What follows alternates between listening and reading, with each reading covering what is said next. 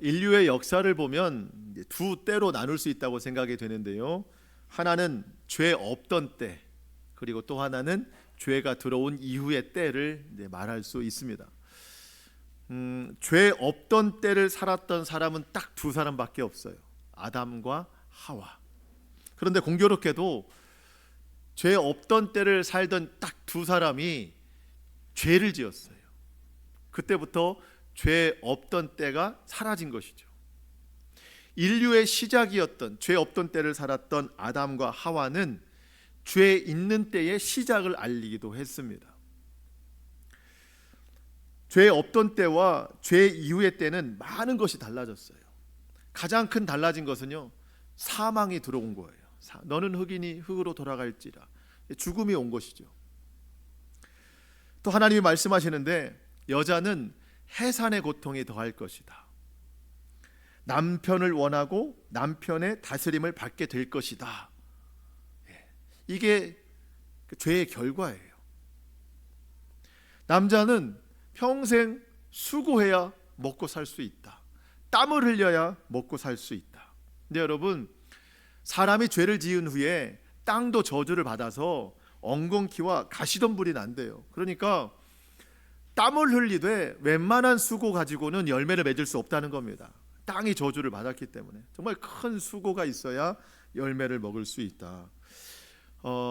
죄 없던 에덴에 있을 때는 너무나도 당연한 것들이었는데, 죄를 지은 후에 에덴에서 쫓겨난 삶은 매일이 고통이었고 수고였고 땀이 없으면 살 수 없었고, 그렇게 평생을 살다가 맨 마지막에는 무엇이 기다립니까? 죽음이 기다리는 거예요. 이처럼 죄의 영향으로부터 많은 것이 무너졌거든요. 근데 가장 중요한 게 무너졌어요. 그게 뭐냐면 가정입니다. 여러분, 죄가 들어오기 전까지는요, 아담과 하와에게는 고통이라는 게 없었어요.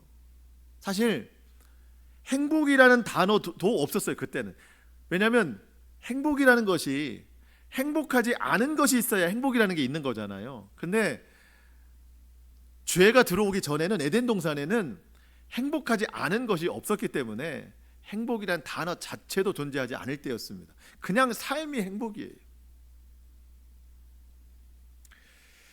여러분, 아담과 하와가 처음 만났을 때 하나님께서 아담이 혼자 사는 것이 좋지 아니하여서 그를 위하여 돕는 배필을 만들어 주셨어요. 아담이 잘 때 갈비뼈 하나를 취해서 그 뼈는 살로 채우셨다고 했거든요. 그래서 남자가 살이 많은가 봐요. 살로 채우시고 그 갈비뼈로 여자를 만드셨습니다. 그리고 하나님이 그 하와를 데리고 오셨다 말씀하세요. 성경에 보면 그 아담이 하와를 처음 보고 어떤 반응이었을까요? 성경은 이렇게 이야기합니다. 창세기 2장 23절 24절. 아담이 이르되 이는 내 뼈 중에 뼈요 살 중에 살이라. 이 표현을 했어요. 자, 이것을 남자에게서 취하였은즉 여자라 부르리라 하니라. 이러므로 남자가 부모를 떠나 그의 아내와 합하여 둘이 한 몸을 이룰지니라. 여러분, 저 24절이 인류 첫 번째 결혼식이고 하나님의 주례사예요. 남자가 부모를 떠나 그의 아내와 합하여 둘이 한 몸을 이룰지니라. 아담이 어떤 반응을 했죠? 이는 내 뼈 중에 뼈요 살 중에 살이라. 여러분, 이것은요 가장 소중한 존재에 대한 감격과 기쁨을 나타내는 거예요. 이보다 더 좋은 표현이 없는 거예요. 아담이 이르되 이는 내 뼈 중에 뼈요 살 중에 살이라. 근데 여러분, 죄가 들어왔어요. 선악을 알게 하는 나무를 열매를 따먹게 됐습니다. 하나님께서 누가 이렇게 했느냐라고 물어보세요. 아담에게 물어봅니다. 아담아, 왜 열매를 먹었느냐? 그때 여러분, 아담이 뭐라고 대답합니까? 창세기 3장 12절. 역시 아담이 이르되 하나님이 주셔서 나와 함께 있게 하신 여자, 그가 그 나무 열매를 내게 주므로 내가 먹었나이다. 자, 책임이 1차적 책임, 2차적 책임이 있어요. 자기 책임이 아니에요. 1차적 책임은 누구예요? 여자입니다. 여자가 줘서 먹었어요. 근데 여자는 누가 주셨어요? 하나님도 책임이 있습니다. 아니 내가 뭘 원한 것은 아닌데 하나님이 여자를 만들으셔서 내게 주셨으니 그 여자가 준 것이니 1차적 책임은 여자에게 있지만 2차적 책임은 하나님도 죄가 있는 거예요. 이렇게 된 거예요. 자, 아담이 이 말할 때 하와가 옆에 있었어요. 하와의 눈빛이 어땠을까요? 여러분 잘 아시잖아요. 네. 받아보신 분도 알고 해보신 분도 알고. 아마 그런 레이저가 없을 거예요.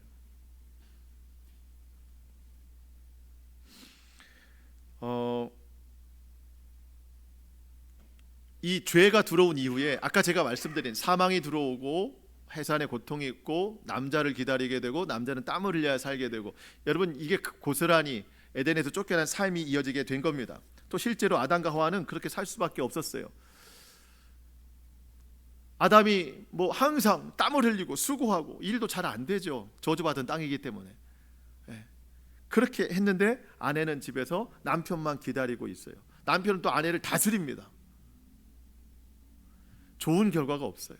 행복하지가 않아요. 성경에서 그 뒤로 내 뼈 중에 뼈요 살 중에 살이라 이 단어를 구절을 찾아볼 수가 없어요. 죄가 들어온 이후에 가정이 무너졌어요. 더 큰 사건이 일어났습니다. 큰 아들이 작은 아들을 죽입니다. 가인이 아벨을 죽여요. 이게 그 가정에서 일어난 일이에요. 이 죄의 영향, 악영향은요, 그 후에 모든 세대의 가정에게 다 전해지는 거예요. 원죄가 유전되듯이 그 가정의 무너짐도 계속 다 유전이 되는 거예요. 지금도 모든 사람들이 행복한 가정을 꿈꾸지만 그 첫 죄의 유전과 영향이 지금도 가정 가운데 흘러들어가서 사람이 원하는 행복을 다 방해하고 있는 거예요. 여러분 열심히 땀을 흘리고 수고한 만큼 행복해져야 되는데 그렇지 못한 이유들이 훨씬 더 많아요. 여러분 그래서 목적을 바꿔야 됩니다. 모든 사람, 모든 가정의 목적은 행복이 아니에요. 거룩입니다. 우리가 아무리 행복하려고 노력해도 그 행복을 맞서는 죄의 악영향이 훨씬 더 커요. 그래서 행복할 수가 없어요. 여러분 기억하세요. 죄로 인해서 잃어버린 것은 행복이 아닙니다. 거룩을 잃어버린 거예요. 에덴 동산에서는 행복이라는 단어 자체가 없었어요. 그냥 무조건 삶이 행복한 거니까. 그런데 거기서 죄라는 것에 거룩함을 뺏긴 거예요. 그래서 쫓겨난 것이죠. 우리가 행복을 추구하는 것이 아니라 거룩한 삶을 따라 살려고 할 때 우리에게 무너진 모든 것들이 다 회복되기 시작합니다.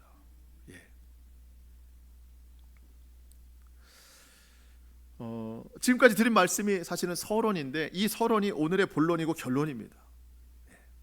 오늘 여러분 읽어서 보시면 아시겠지만 전체적인 주제가 결혼에 관한 이야기였고 또 이혼에 관한 내용인데, 이 주제가 여러분 그냥 된 것이 아니라 3절에 보시면 바리새인들이 예수님을 시험하고자 하는 하나의 미끼로 쓰인 것이 이혼이에요. 그러니까 전체적인 원래 주제는 이혼이 아니라 시험하고자 하는 뜻에 있다는 거예요. 예수님께서는 이미 그 산상수훈 마태복음 5장 31절 32절에서 이 이혼에 관한 말씀을 이미 전해주신 바 있어요. 그때나 오늘 본문이나 예수님의 가르침에는 다름이 없습니다. 같은 말씀을 하시는 거예요. 그러니까 바리새인들이 그때 그 말을 기억하고 오늘도 다시 시험하여 질문하는 것은 예수님은 그때나 오늘이나 이혼에 대해서 금하시는 말씀을 하실 테니 그 답에 대한 올무를 지금도 가지고 온 것입니다. 예수님을 시험해서 올무에 걸리게 하는 것이 이들의 목적이에요. 예수님은 바리새인들의 시험에 넘어지는 분이 아닙니다. 오늘도 매우 지혜 있는 말씀을 하시고 또 모든 사람의 삶의 목적이 어디에 있는가, 단지 결혼, 이혼 이거를 넘어서 삶의 목적이 어디에 있는가를 다시 한번 말씀해 주시거든요. 우리가 이 부분에 대한 이해와 또 결단이 있기를 소망합니다. 자, 먼저 1절 2절 먼저 보시겠습니다. 다시 한번 1절 2절. 예수께서 이 말씀을 마치시고 갈릴리를 떠나 요단강 건너 유대 지경에 이르시니 큰 무리가 따르거늘 예수께서 거기서 그들의 병을 고치시더라. 예수께서 이 말씀을 마치시고, 그러면 바로 위에 있는 말씀이겠죠. 어떤 말씀일까요? 용서에 관한 말씀. 우리가 지난주에 나눴던 것처럼 1만 달란트 빚진 자 탕감 받았는데 돌아가는 길에 100데나리온 받은 사람, 자기한테 빚진 사람 막 독촉해가지고 갚아라 했을 때 그 임금이 다시 불러서 너는 안 되겠다, 옥졸들에게 붙잡혀가지고 다 갚을 때까지 옥살이를 해라, 이러한 교훈의 말씀이 있었죠. 용서받은 자는 용서하면서 살아가야 된다. 자, 이 말씀을 마치시고 갈릴리를 떠나 요단강 건너 유대 지경으로 가십니다.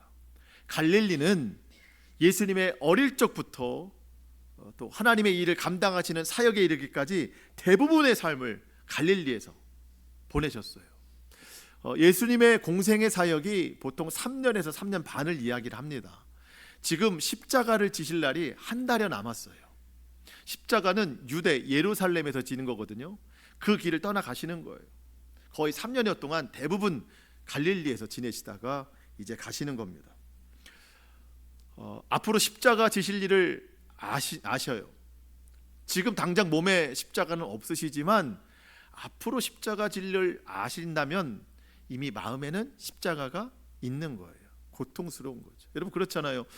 내가 한 달 후에 어떤 극심한 고통, 환난이 임한다라고 하면 그때뿐이 아니라 이미 우리 마음에는 고통이 임하죠.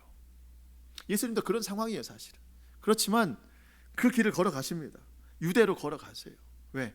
하나님의 뜻이기 때문에. 여러분, 우리가 가고 싶은 길이 있고 가야만 되는 길이 있어요. 내가 가고 싶은 길은 십자가 없는 길이에요. 편안한 길이에요. 넓은 길이에요. 정말 행복한 길이에요.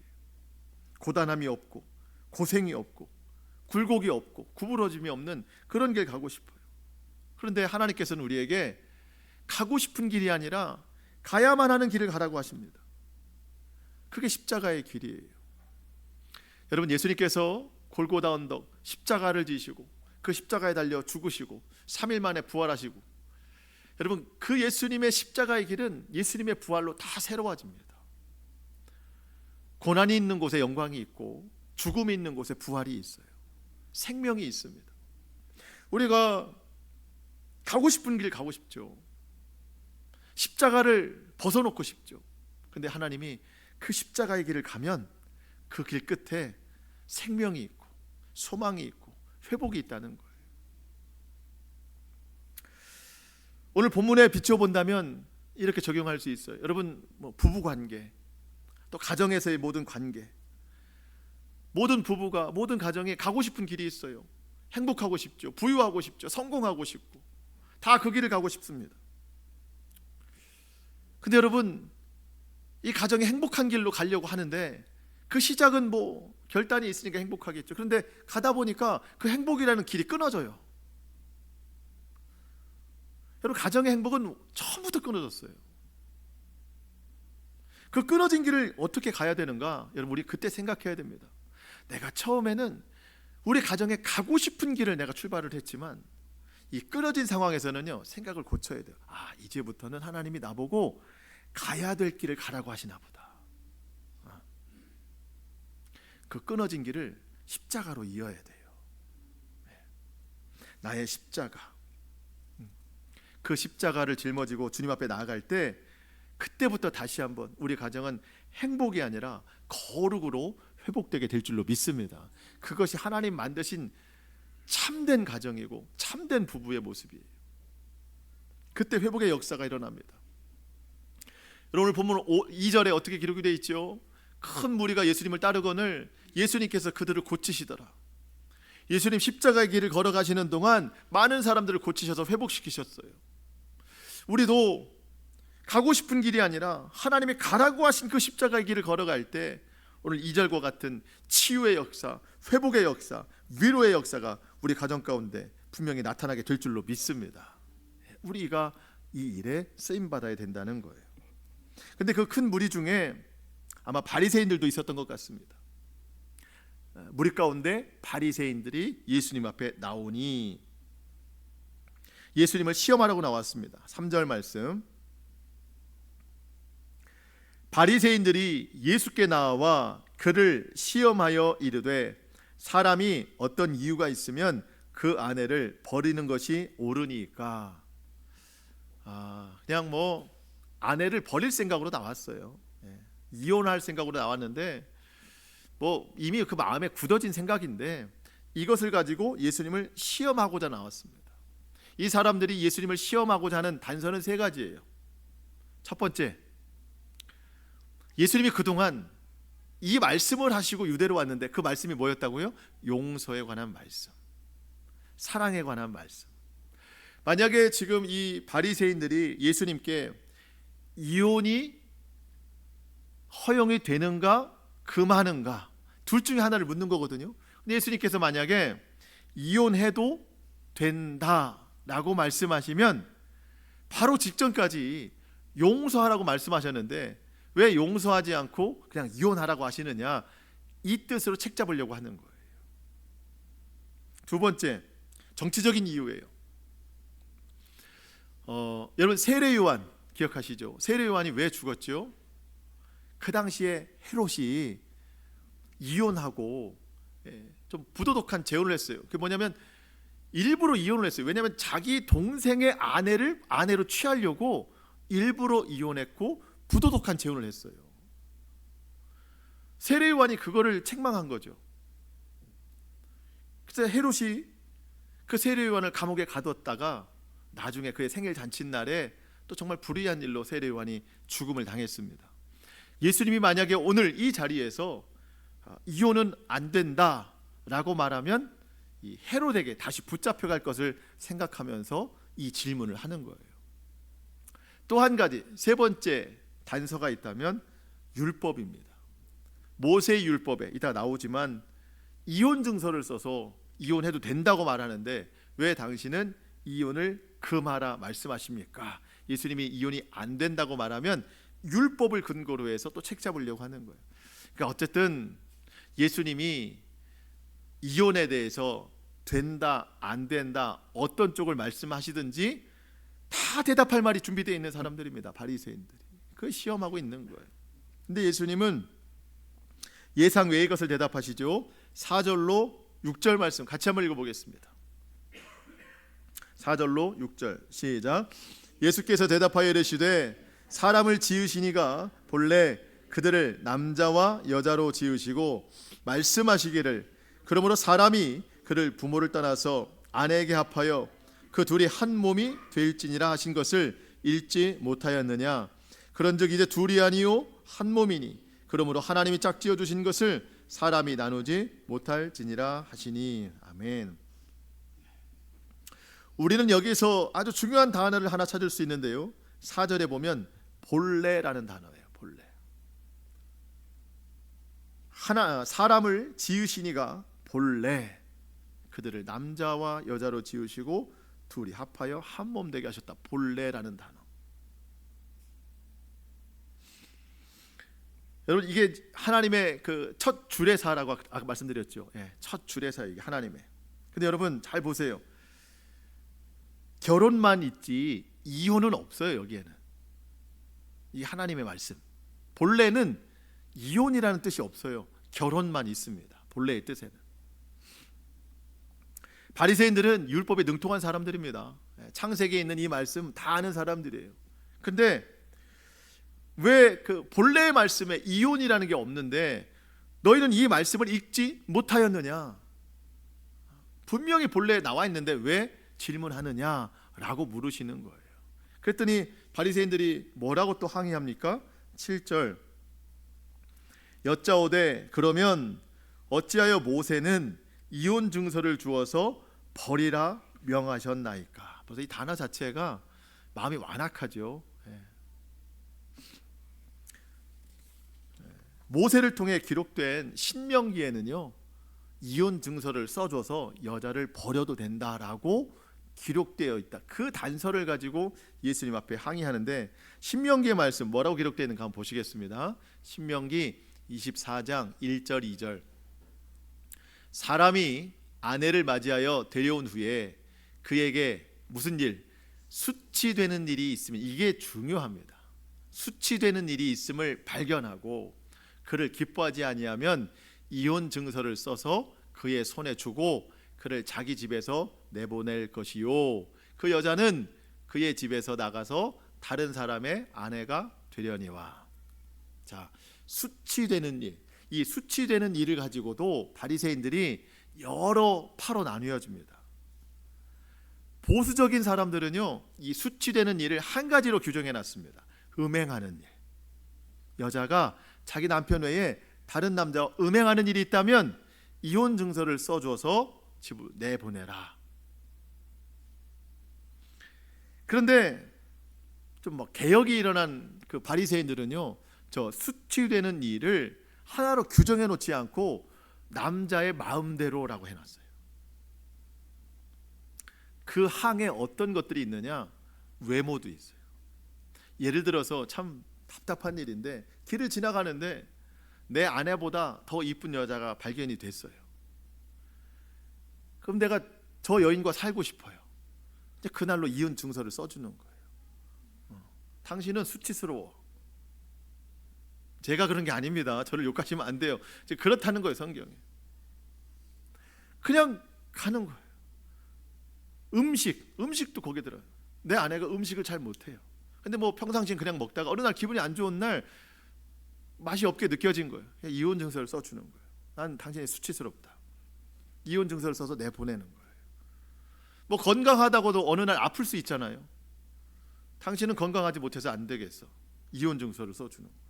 그 외에도 사사로운 일까지도 남자가 자기 마음에 들지 않으면 이혼 증서를 써서 내보내는 거예요. 이렇게 나누어집니다. 어쨌든 어느 쪽이든 이혼 증서를 써서 내보내라는 이 모세의 말이 분명히 성경에 있다는 거죠.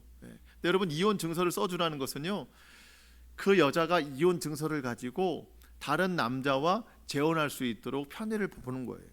여자는 그 당시에 혼자 살아가기가 어려웠어요. 그래서 그 증서를 써주라는 건데, 왜 지금 예수님은 모세에 기록된 이 이혼 증서가 분명히 있는데 그 말씀을 어기느냐 책 잡고 있는 겁니다. 예수님은 이렇게 대답하시거든요. 8절 9절 한번 같이 읽어보겠습니다. 시작.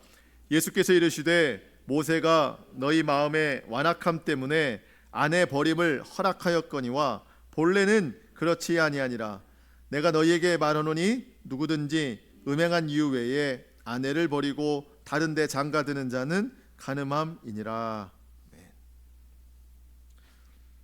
모세가 왜 이혼 증서를 써주라고 했는가? 여러분, 사실 그 신명기의 말씀을 모세가 손으로 썼지만 그 모든 말씀은 하나님이 주신 말씀이에요. 그렇죠? 하나님이 성령의 감동으로 모세를 통해 쓰게 하신 거예요. 자, 그러면 모순이 생깁니다.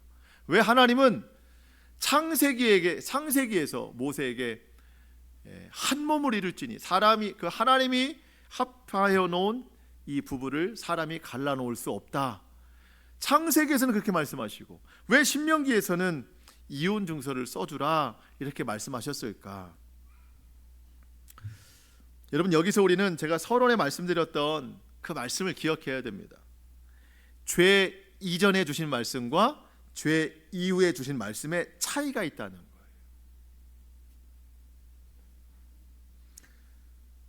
지금 8절에서도 모세가 너희 마음의 완악함 때문에 아내 버림을 허락하였거니와 본래는 그렇지 않다. 본래 죄가 들어오기 전 창세기 2장에서는 그런 단어 없었다는 거예요. 이혼이라는 단어가.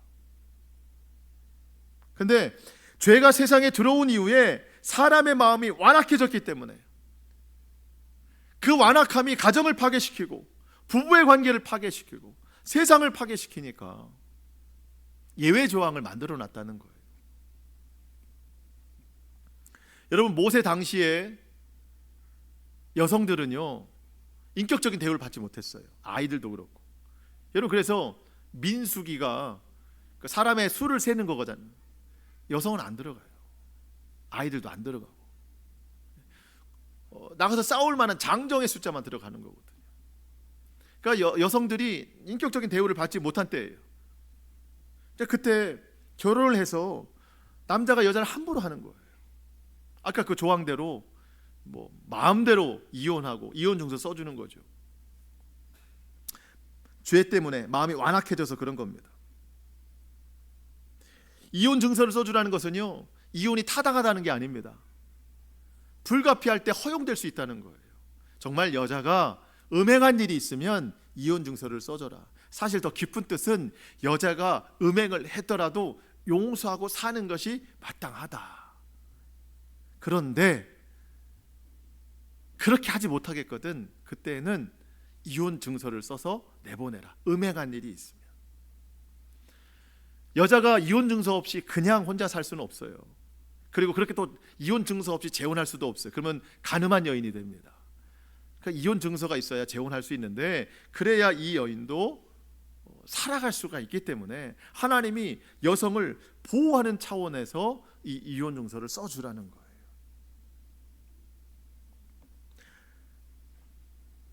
그렇지만 본래는 있다 없다? 없다는 거예요. 그런 게. 이것이 예수님의 말씀입니다. 다른 여자를 얻으려고 이혼 증서를 써주는 사람, 막 이혼하고 싶어서 당장 이혼 증서를 써주는 남자는 다 간음한 자래요. 간음한 자는요, 돌로 쳐 죽임을 당합니다. 그만큼 큰 죄예요. 바리새인들은 그걸 다 알아요. 자, 여러분 기억해 보십시오. 하나님은 본래의 말씀을 하셨고 예수님은 본래로 돌아가야 된다는 말씀을 하십니다. 저는 이게 이제 오늘 말씀의 제목을 그래서 잡았어요. 예수님의 주례사다. 하나님의 첫 번째 주례는 본래의 말씀으로 주례를 하셨고, 예수님이 오늘 주례를 하신다면 그때로 다시 돌아가는 마음을 품어야 된다라고 주례하실 것 같은 거예요. 여러분, 사람의 완악함 때문에 부부관계 깨지고 가정 깨지고 더 넓게는 사회와 온 세상이 무너졌습니다. 여러분, 이러한 그 죄의 영향 아래 살면서 행복을 바란다고 하는 것은요, 처음부터 그 목적이 상실된 거예요. 그런데 여러분, 예수님께서 십자가의 보혈로 우리를 바꾸어 주셨어요.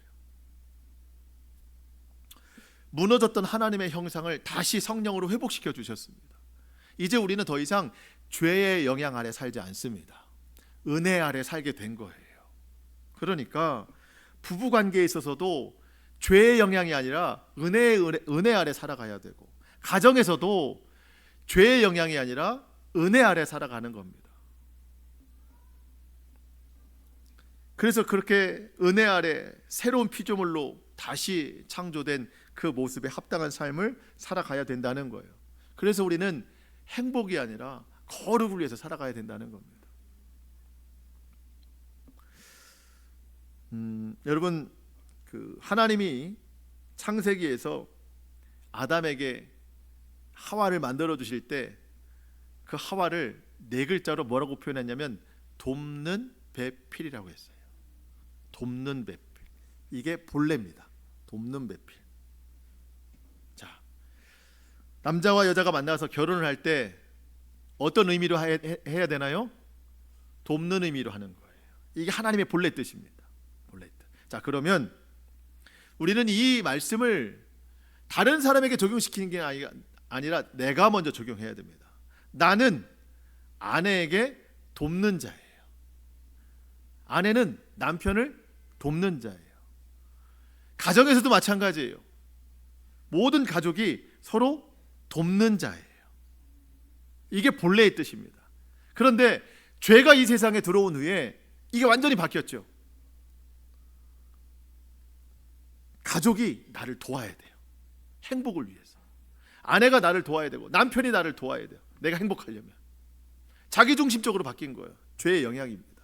그러니까 행복할 수 없는 거예요. 가장 먼저, 사실 행복이라는 단어도 없을 때지만 우리 표현으로 행복하려면 돕는 자로 살아가야 되는 거예요. 오늘 주님께서 우리에게 말씀하십니다. 돕는 배필이 되어라. 주님이 오늘 우리에게 주례하시는 거예요. 여러분, 이혼이라는 단어는요, 결혼이 있기 때문에 나온 단어잖아요. 결혼이 있어서 행복하지 않기 때문에 이혼이라는 단어가 나오는데, 우리 예수님이 오늘 이 이혼을 금하시거든요. 그러면서 다른 말씀을 하시는데, 사실은 여러분, 리혼이라는 말이 있어요. 리혼. 리자가 영어로 RE예요. RE는 다시라는 뜻이에요. 다시. 리바이벌, 그거는 다시 부흥, 이런 뜻입니다. 리혼, 다시 결혼하라는 얘기인데, 다른 사람과 아니라 지금 있는 배필과 다시 결혼하라는 뜻입니다. 새로운 마음으로, 새로운 생각으로, 본래의 뜻으로. 저는 이게 예수님의 오늘 주례사 같은 거예요. 본래의 뜻으로 다시 돌아가라. 사랑하고 용서하고 긍휼과 자비, 무엇보다 오래 참음으로, 온유함으로 부부관계 다시 회복하라. 가정 안에서 모든 자녀들과의 관계에 있어서도 내가 먼저 성령의 열매를 맺어야 된다는 겁니다.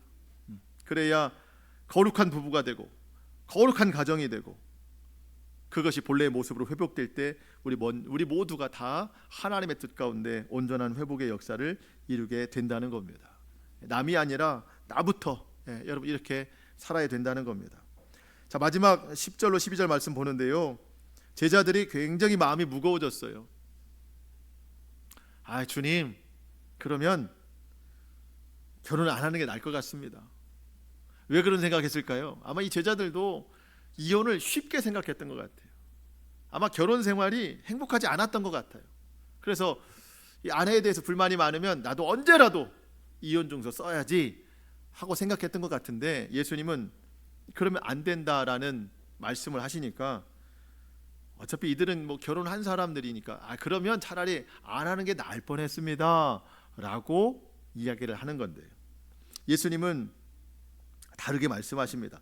세 가지 경우를 제외하고는 결혼을 해야 된다. 이 세 가지 경우가 뭡니까? 12절, 어머니의 태로부터 된 고자도 있고 사람이 만든 고자도 있고 천국을 위하여 스스로 된 고자도 있도다. 이 말을 받을 만한 자는 받을지어다. 그러니까 태생적으로 고자된 사람이 있고 후천적으로 된 사람도 있습니다. 예를 들면 내시, 성경에 이디오피아 내시가 나오거든요, 사도행전에서도. 이제 그렇게 후천적으로 된 사람도 있고, 사실 마지막에 제일 중요해요.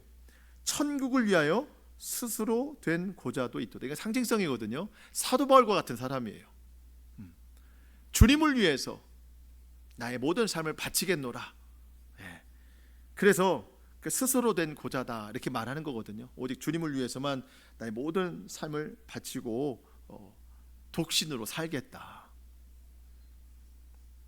자, 이런 경우를 볼 때 여러분, 사람이 결혼하는 것도 하나님을 위해서 하는 거고요, 거룩함을 위해서 하는 거고, 혼자 독신으로 사는 것도 거룩함을 위해서 사는 겁니다. 그러니까 우리의 모든 삶은 다 하나님의 거룩함에 맞춰져 있는 겁니다. 자, 여러분, 오늘 결론을 말씀드리며 말씀을 마치려고 하는데요, 오늘 나의 삶이 얼마나 거룩한가. 사실 오늘 뭐 결혼, 이혼 뭐 이런 주제로 나왔지만 더 본질적인 주제는 거룩입니다. 거룩. 태초에 하나님이 만들어주신 그 거룩한 삶을 회복하려면 잃어버렸던 것을 다시 회복해야 돼요. 세상의 행복을 추구하는 것이 아니라 하나님의 말씀, 그 거룩함을 회복하려고 노력할 때에 다시 그 본래의 모습으로 돌아가게 될 줄로 믿습니다. 그때 부부 관계나 우리의 가정이 온전한 모습으로 회복되게 될 줄로 믿습니다. 여러분, 예수 그리스도의 보혈로 새롭게 거듭난 우리 모두가 이렇게 주님 뜻에 합당한 삶으로 인하여서, 또 무엇보다 내가 먼저 이 삶을 잘 실천해서 하나님의 거룩한 형상, 그 모습으로 회복되는 모든 가정 될 수 있기를 주님의 이름으로 축복합니다. 아멘. 우리 기도하시겠습니다.